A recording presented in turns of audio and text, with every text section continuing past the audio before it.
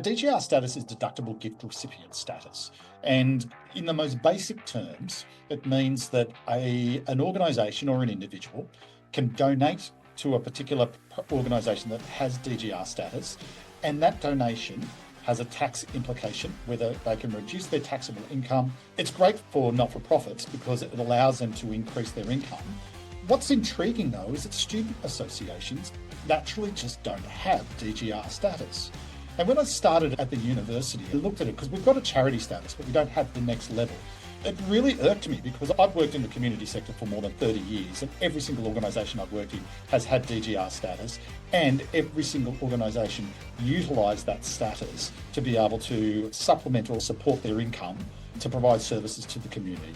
And so I came to a university which has DGR status as well automatically, and asked the question, why don't we have it? So what do you do as a CEO? We're providing support services to students. We're providing soft welfare programs. We do food security. We do cost of living. We do all of these sorts of programs. We should have automatic DGR status. I'm putting on my advocacy hat, and I think as a CEO, as a industry key person, I should be helping drive that discussion. Welcome to today's episode of Better Student Leaders. Today's guest is Mark Trevaskis, CEO of the University of Newcastle Students Association. Mark is a friend, Mark is a colleague, Mark is someone who's doing amazing work, and today we hope to cover three big themes. Number one, Mark's taking his team on a bit of a tour of the country, visiting campuses and learning from others doing great work in the sector. Number two, we're going to talk about when Mark's back on campus, what he and his team are doing to integrate and scale service streams so students benefit in new and creative ways. And number three, we hope to talk about the future of funding, what's needed and what's happening in the student organisation space to ensure we keep influencing students in positive ways well into the future with the resources everyone needs to thrive. Mark, thanks for coming on the pod. It's an absolute pleasure to be here, Josh. I feel like we're hitting all different format deliveries. We're catching up on campus, we're co-presenting at CenCon, now the podcast. I think it's a good thing to keep on connecting and to keep on talking and to explore new ways of communicating. Soon enough, we'll organise one of those ticker tape things, those newsreaders, and we'll just communicate throughout the day with some sort of Morse code. That's it. Or if nothing else, we both get one of those digital photo frames at home and we just see a constant theme of what's happening in the world, LinkedIn posts and everything in between. I'm up for that. Absolutely up for that. I love it. We're both big LinkedIners, but we're also, I would argue, tell me if I'm off base, even bigger in-person people. And I understand recently you've done some pretty cool things taking your team out of the office in Newcastle, beautiful as it is, and onto some other campuses. Tell me a little bit about that. Where does it come from? What have you been up to? I'm 100% a massive fan of getting out of your comfort zone and going and looking at other places. And this is actually my second trip that I've done. But yeah, only recently we went down and we saw the amazing Amy at UTS, who was very gracious in hosting us. And we also whipped over and spoke to Mitch and Shelley at University of New South Wales as well. What's it about? Look, there's probably three levels of thinking that goes on in my head when I do this sort of stuff. One of it is I really like the idea of going down and seeing how other teams do what they do in their own environment. And the invitation to go down to Sydney, it was also Mitch who invited us down. He said, you should come down and see our stressless activation. And it was absolutely wonderful. We get to see them in full flight. We get to understand how their students engage with them as a service, but also how they work in their particular environment. So that it's a piece of work around what are others doing and what can we learn and what can we take from that and compare it to ourselves. And some of it is we love that idea, we want to take it and make it our own. Sometimes we look at it and we go, we actually don't want to do that. Not because it's bad or it's wrong, but it doesn't fit within our context, but it allows us to make that sort of decision making.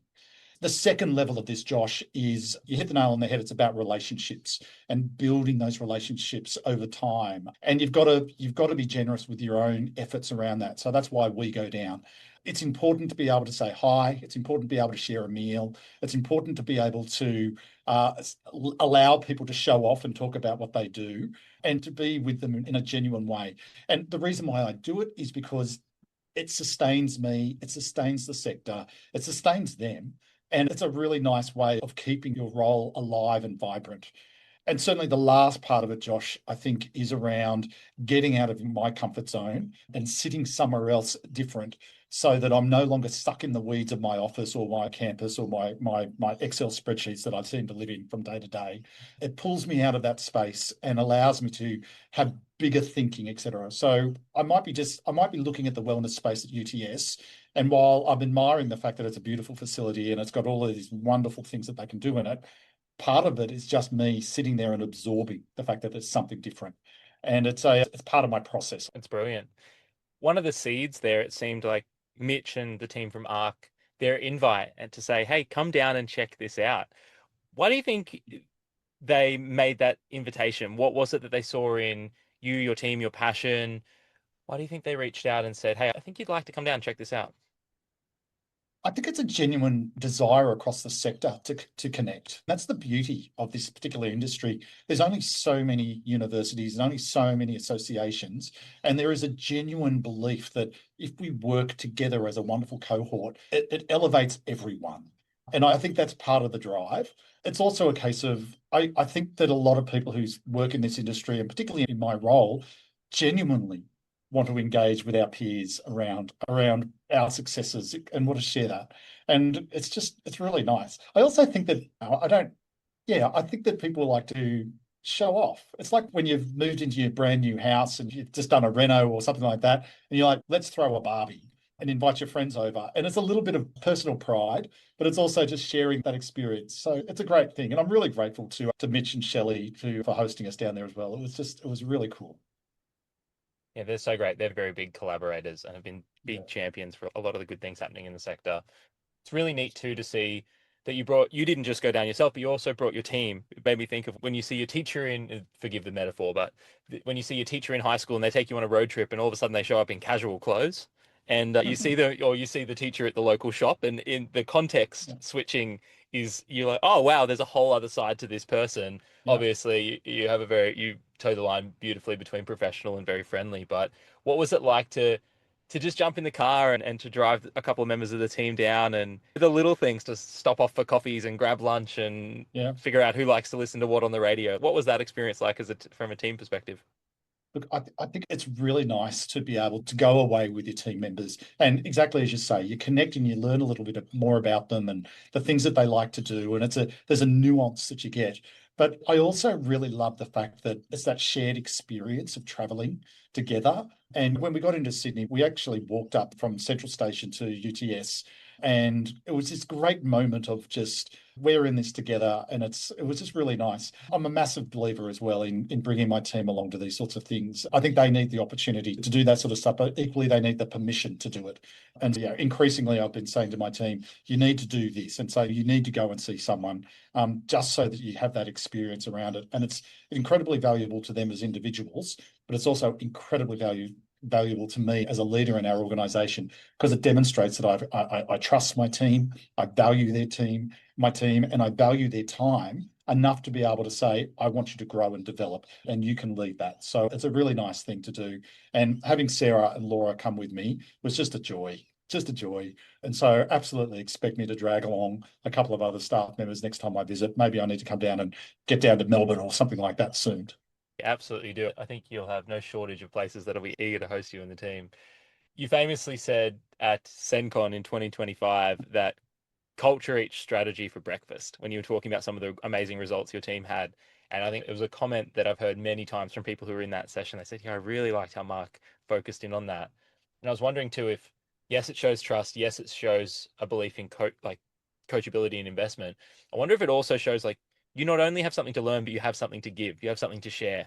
There are some things here that we're doing really well at Newcastle that I bet would be a really cool perspective for an ARC team or a UTS team. The setting's so different. Like the setting at UTS, say, most strikingly being a very metro, middle of the city campus compared to a Mm, Newcastle.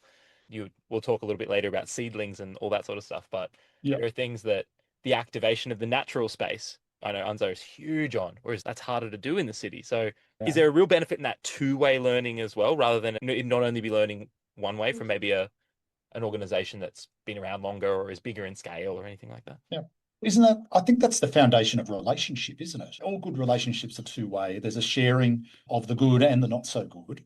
And as you build those relationships, okay, the depth of that knowledge and the depth of that sharing, and then again, the word nuance comes to mind, it just does nothing but improve. So I certainly hope that by visiting other universities and other associations, what I'm hoping will do is it will build this culture within the organisation, within the sector, that this is something that we need to be doing. And it doesn't need to be overly complex. Let's rock up, share a burger and a beer over lunch, and then have a look at some of these programs and just enjoy it. I actually, slightly not off topic, I was talking with our good friend David Sims from up in Queensland, and he called me and he said, I want to come and visit you. And I've said, I will happily have you come down. And so it literally is a case of organising a great time when there's a few things going on so we can capitalise on the visit, but encouraging him to come down and spend a bit of time, maybe bring a team member or two. And yeah, again, it's that cross fertilization of idea, etc. And what I know is that when we do this on a regular basis, opportunities will emerge. Indeed, they already have with David. We've got a great little co-op thing that we're working on that hopefully we can announce later in the year. But it's because we have that relationship, because we've got those connections, we're able to do it. And it just means the sector gets bigger and better. Yeah.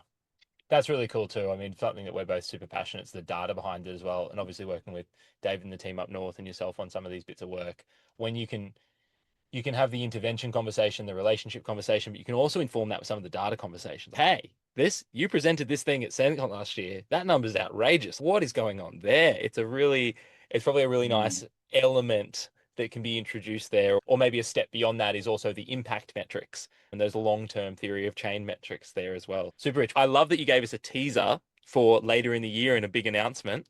Um, Yes. please let me know when it's out and we'll share it very loudly.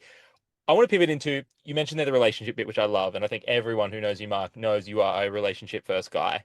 You're a big believer in not just win-win, but I've heard you say win-win-win.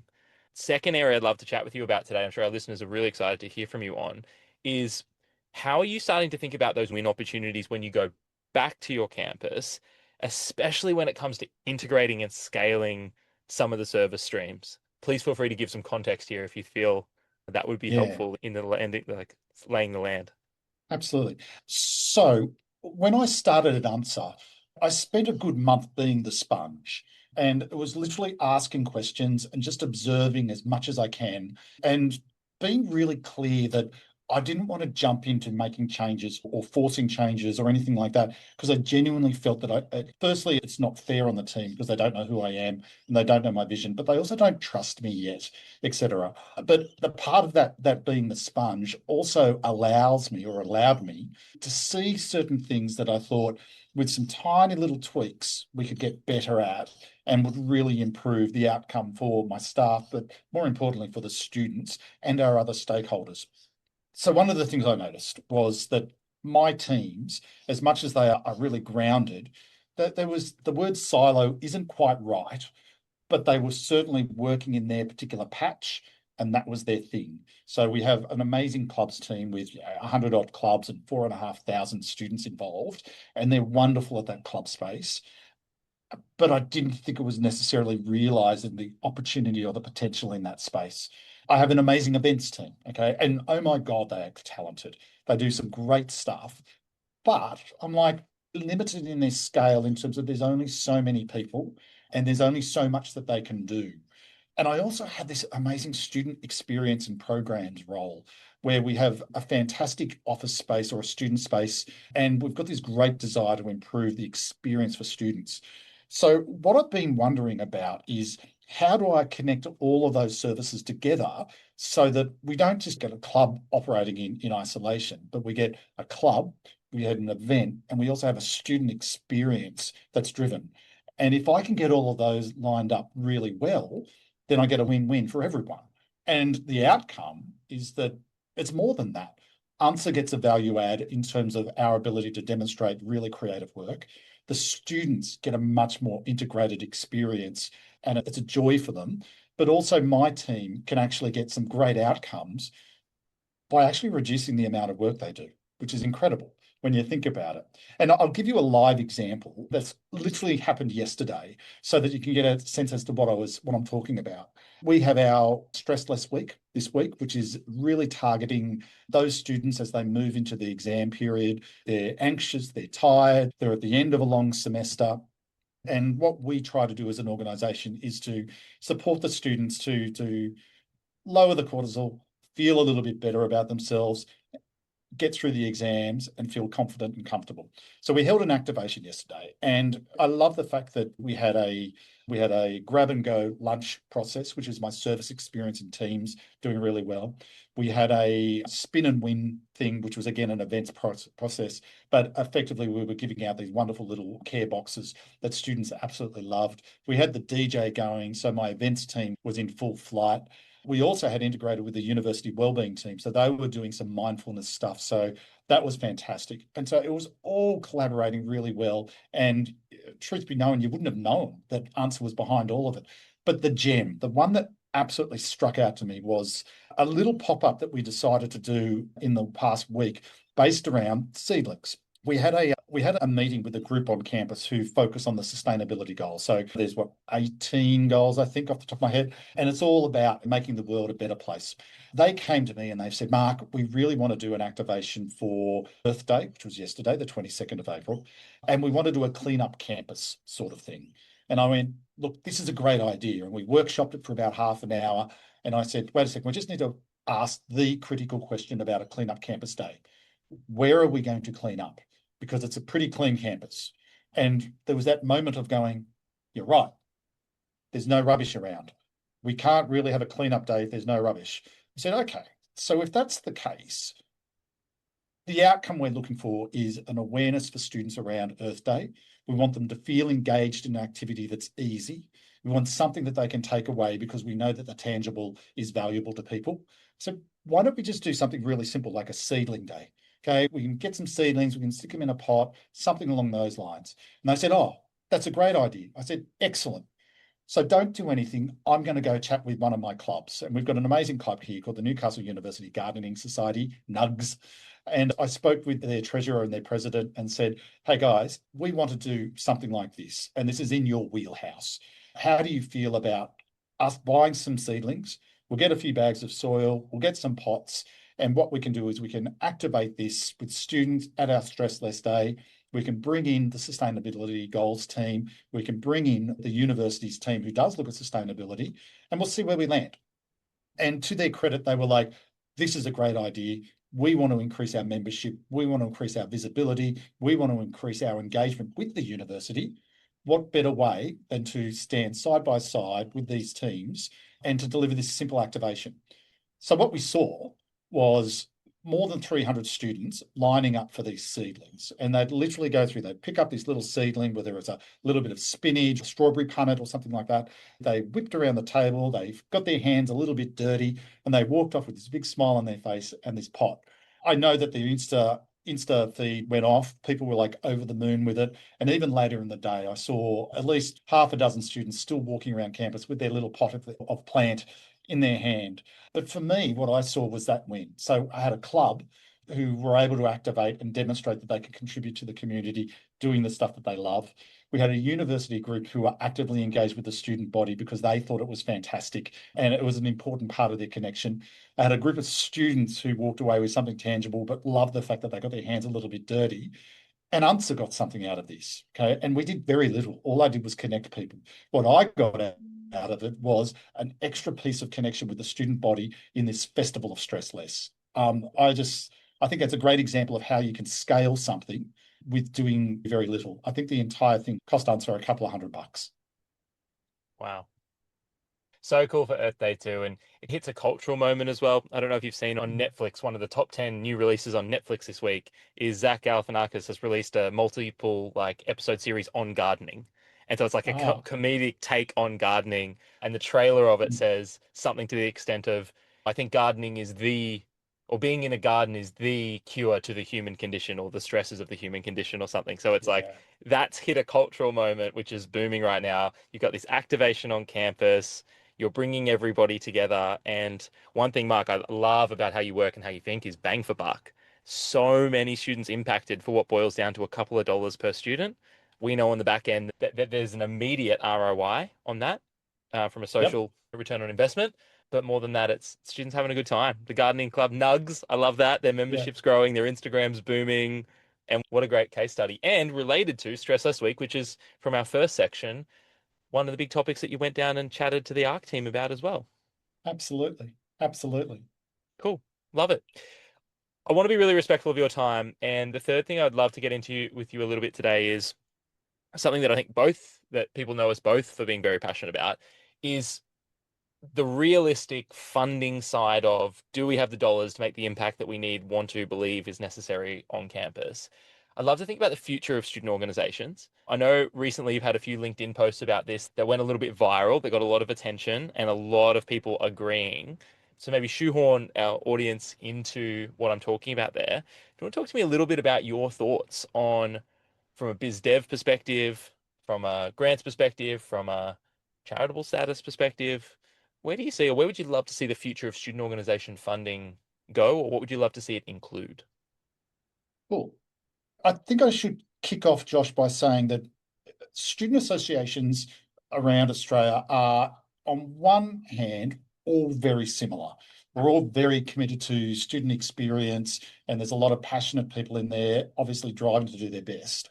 But when you scratch the surface, you also find that we are incredibly diverse in our structures. So the governance structures are often quite different. We use different titles. Some people have guilds, some people have associations, and our income streams and the way we manage that element of the business is also vastly different. Some organizations have entire retail arms that they're able to drive and depend on, but also they struggle with. Other organizations will have a bar, okay, which is equally a challenge around licensing and all of the issues that go with that sort of thing. And then you have other organizations like ours that we don't have a retail arm and we don't have a bar available to us. And I would say we are 99% dependent on our SAF allocation. And we know SAF is the big topic in student associations at the moment. Transition plans are challenging, but the sector is moving. And there is no point in being caught up in the today arguments when, as a CEO or as an organization, we actually need to be dealing with the today, but thinking and planning for the next 3 to 5 years as a general rule. So where do I think it's going in the sector, or where are we going in the sector?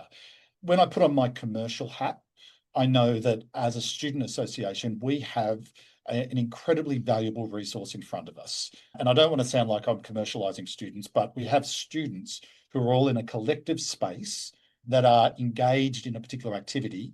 And that is something that corporates are very interested in. And often they're very interested in them for their own business development goals, but they're also interested because students, university students, are an amazing group to engage with. So recently, what we've done at UNSA is that we've brought on a business development officer, and my board very graciously has dipped into our reserve and said, no, we're not funding this out of SAF. We're going to fund it out of our own monies with the idea of developing up those elements of the business.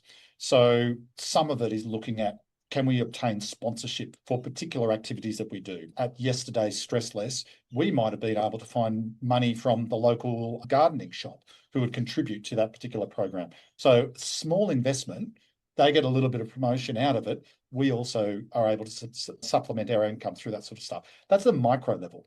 But I also think that there's bigger opportunities for UNSA to develop up programs that are income producing, or along that line of fundraising. A simple example is that I love events that are money can't buy experiences. And one of the things that money cannot buy on Newcastle campus is an overnight stay at the Great Hall. So similar to the idea of a CEO sleep out, we could do a fundraising event there, bring in the bean bags, stick Harry Potter on the big screens overnight, have people come in. It's safe, it's clean, it's dry, it's got facilities, and top and tail it with, you can have a food market at night and a cup of coffee and a ham and a bacon and egg roll in the morning. But that's an opportunity to develop up that sort of income stream. So I think for UNSA, moving into that space is a really sensible thing. But I think across the sector, being able to realise that there are lots of different things that we can do that are income producing, etc., that would support us. So that's where we're going at the moment. It's new territory for us. But I'm excited, and the amazing Jacinta, who we have in the role, is already really beginning to understand what we can do in that space and how we can generate income so we can contribute back to the student community. That's the entire purpose that we've got here. The other part, and I think we're moving into that last part of the conversation about the value add that comes with DGR status as well. I'm assuming we're there, yeah? Yeah, let's do it. I think it's Okay. fascinating. And maybe just for those who are listening, I'm sure most people are familiar with DGR status, but maybe just a quick overview of what that is. And then, yeah, let's talk about the opportunity for that to be utilized in the student association, guild, Absolutely. unions, org space. Yeah, so DGR status is deductible gift recipient status. And in the most basic terms, it means that an organisation or an individual can donate to a particular organisation that has DGR status, and that donation has a tax implication, whether they can reduce their taxable income, therefore reducing the amount of tax they pay, which is a good thing. And I think as individuals, we all do it. So you'll throw $50 at the McGrath Foundation and you'll get a receipt, okay, and you'll send that off to your accountant or you'll keep it in the shoebox. And then when it comes to tax time, you'll use that as a bit of an incentive for yourself. It's great for not-for-profits because it allows them to increase their income. Okay. And it's great for the individual because you also get like a secondary reward through that process as well, which is a good thing to do. What's intriguing, though, is that student associations naturally just don't have DGR status. And when I started at the university, I looked at it because we've got a charity status, but we don't have the next level. It really irked me because I've worked in the community sector for more than 30 years, and every single organisation I've worked in has had DGR status, and every single organisation utilised that status to be able to supplement or support their income to provide services to the community. And so I came to a university which has DGR status as well automatically and asked the question, why don't we have it? And so the short answer is our constitution and the way that our organisation, which is very similar to all of the other organisations, doesn't have the necessary mechanisms within it. So what do you do as a CEO? You go, okay, so your first port of call is, okay, can I change my constitution to meet that particular need and go through that particular process? And so I've started down that road. It's a long and arduous road, and I will be really honest with you, it's not a sure thing. So there's a level of risk in there, and there's a level of governance process, etc. It's difficult. But what really got up my nose was the fact that I'm working in an institution that automatically has it. And I'm like, wait a second, we're providing support services to students. We're providing soft welfare programs. We do food security. We do cost of living. We do all of these sorts of programs. We should have automatic DGR status. I'm putting on my advocacy hat, and I think as a CEO, as a industry key person, I should be helping drive that discussion. So we're pulling together a bit of a plan. I've been working with Sen. Sorry, my phone is buzzing. You're right. I pulled together an approach with Paul from Sen, and what we're doing is we're going to lobby the government around obtaining DGR status for the entire sector. It's easy to do in some respects if you've got the correct political will behind it. I think this is a bit of a no-brainer, particularly given the volume of services that we provide to students that sit in that soft welfare and wellbeing space. Amazing. And I think that's really interesting for people to hear there of when you compare DGR versus non-DGR from a donor, like someone like we have some charities that we support and donate to, some multiple in Asia and America, or Asia that is funded through American partners that therefore we don't get that implication in Australia, as well as Australian orgs that don't have DGR and Australian orgs that have DGR. And if you're donating $50, you're like, okay, I don't really save that much. It's not a big deal. We had an international donation that was $20,000, but it was not DGR status in Australia. At tax time, if you're paying 40% income on that's 40% of 20 grand that you don't pay in tax. So call that 8 grand. So the difference there is if someone's looking at 20 grand, 200 grand, $2 million, if you're choosing between two organizations that you really love, but one of those organizations is also going to save you 40 cents on the dollar when it comes to your tax time, roughly, that's rough math and accounting can correct me, but Yeah. go with me. It's like that starts to tip in your favor. And we have a real example right now, Mark, of an organization that does have DGR. One of their alumni came to them and said, hey, I want to donate you this money, but it's for this very particular thing. They wanted to run a leadership program. I get a phone call saying, hey, Josh, we've got these funds. We think you're best in class to run this program. Let's make a little win here. The funder gets to run a great program. They get the DGR benefit. the organization gets a great program funded, so it doesn't come out of their student fees in any way, and Yep. we get to deliver a great program to help students. But Yep. I'm not saying the funder only did that because of DGR, but it just puts the foot on the scale. And so when you think about the billions of dollars that are donated every year, what happens if all of the student associations across the country all of a sudden become even more appealing, and the Yep. higher income earners who give more to the non-profit space, it's just how the math works out, when they've got Yep. kids who are going through university and they're coming home saying, with a little seedling saying, this is the coolest thing, and mum and dad turn around a couple months out from tax time and say, so who ran that organization again? You can Yep. really see the trickle effect of how that might open the floodgates up a little bit. So it's the next step seems so logical. I'm just surprised it hasn't already happened, to be totally honest. I'm surprised too. I love that phrase, putting your foot on the scale, because that's exactly what it is. It's that little bit of extra information. It's almost a throwaway line. You could say to someone, of course, yeah, we'd love to run a $5,000 program. Oh, yeah, and it's tax deductible for you guys because we've got DGR status. It Yeah. just makes just that much easier as well. There's another benefit that comes for this as well. If you have DGR status, it opens the door to some fringe benefits to your staff. And we all know that we're not all flush on money. We don't have the capacity to pay exorbitant amount of wages. We pay well, but the extra little bit of incentive there helps everyone. It matters. I've got students who we employ in casual roles, and to be able to offer them that extra little bit of benefit is just gold for students. And so there are additional benefits for the organisation. It's a nice to have, but it's something that I think as a not-for-profit, it should be in our toolbox and it should be available to us. So I completely agree. I am surprised that with the governments that we have, that this wasn't already done. So I hope that by championing this with a couple of the key players across the country, we'll be able to get some traction and some movement on that space. And yeah, I think it's a win-win for everyone. Indeed. And if not you, who, and if not now, when that kind of comes to mind, it feels like a great baton to pick up. Absolutely. Brilliant. For everyone listening, thank you so much for tuning in to another episode of Better Student Leaders. I've got one final question for Mark before we finish the recording here today. Mark, given the theme is all about our belief that better student leaders, more students involved on campus makes uni better for everyone, if you had a top tip for students who are stepping up into volunteering or leadership, they wanted to make their mark, they wanted to find the fight they wanted to fight, or they wanted to help in the way they want to help, what would be your top tip for, from a student perspective, making a really big splash on campus this year? That's a question without notice, Josh. I know, I know. I My threw it right my at you. I said we're going to talk about my three things, and I God. hit you with it. You Doesn't know have to be what? your top advice, but just something that's top of mind. Yeah, I actually I'm going to talk about some of our student leaders that have really stepped into their role. And I think it's that belief that we've got summon your inner courage, be willing to get a little bit uncomfortable and to give it a go and trust that there is a whole host of people around you who just wants you to succeed. They've all got your back. Okay. I've seen nobody at this university who's, you know what, let's take this guy down. It's Yeah, not that yeah. approach at all. Everyone's like willing to see the best for everyone. And so I think trust in that and know that if you stumble, people will walk next to you and say, let's have another go. And so I think it's a case of that positive belief, willingness to try, and just give it a crack. I think it's a bit of the Aussie spirit as well, isn't it? We'll give it a crack.